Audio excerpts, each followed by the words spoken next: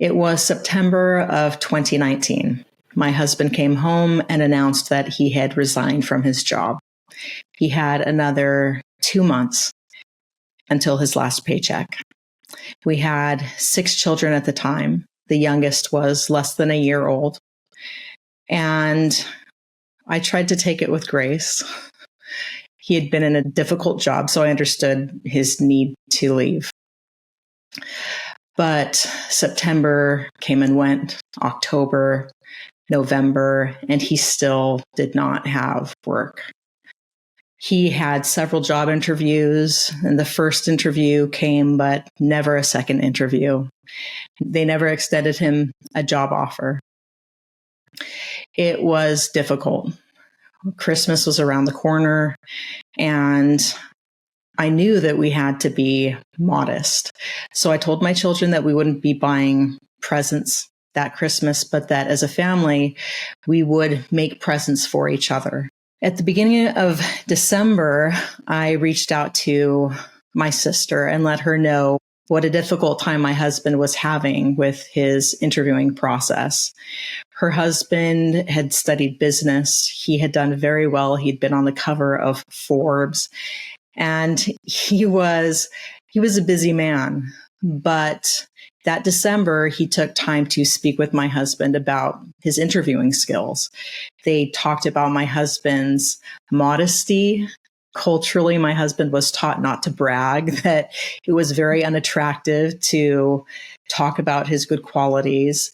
But my brother-in-law gave him an approach that really changed the way that he interviewed. And so he went into his next job interview after having spoken with my brother-in-law, and it completely changed the outlook. By the end of December, we knew that he had a second interview, and it was looking very promising. We still did not have work, though.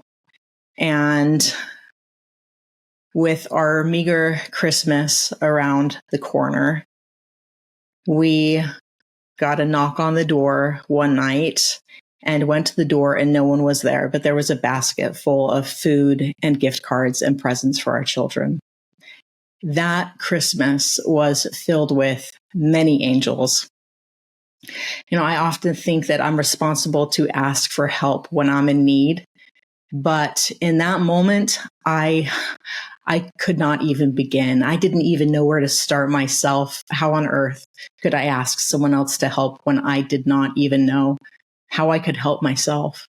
And having those angels who helped my husband with his interviewing skills, who reached out, and even though we made preparations for a really lovely Christmas, they let us know that we were not alone. That made all of the difference that Christmas.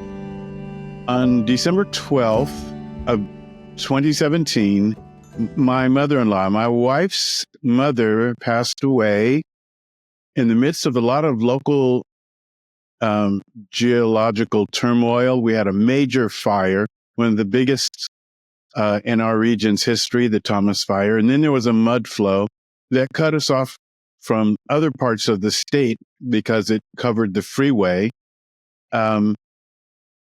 But just before some of that happened, my mother-in-law passed. The same day earlier, before my mother-in-law died, my wife had asked me to go into the garage and get out all the Christmas decorations for our house.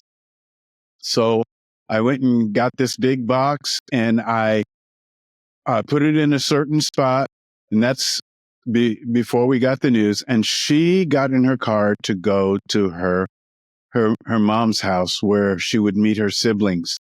I happened to have arranged for a meeting with a friend of mine who they are a rabbinical family, Rabbi Arthur Gross Schaefer and Lori Gross.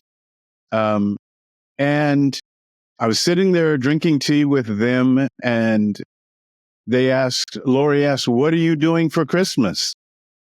And I said, "Well, I don't know. It looks like we won't be doing anything because we will be mourning and we will be making arrangements." And Rabbi Arthur said, "Oh, you have to do something for Christmas." He says, I'm going to get you a Christmas tree. And then he said, where do you get Christmas trees? And so he, found out how to do it. And so they came to our house. Not only did they install the biggest Christmas tree we've ever had, but they decorated our entire living room.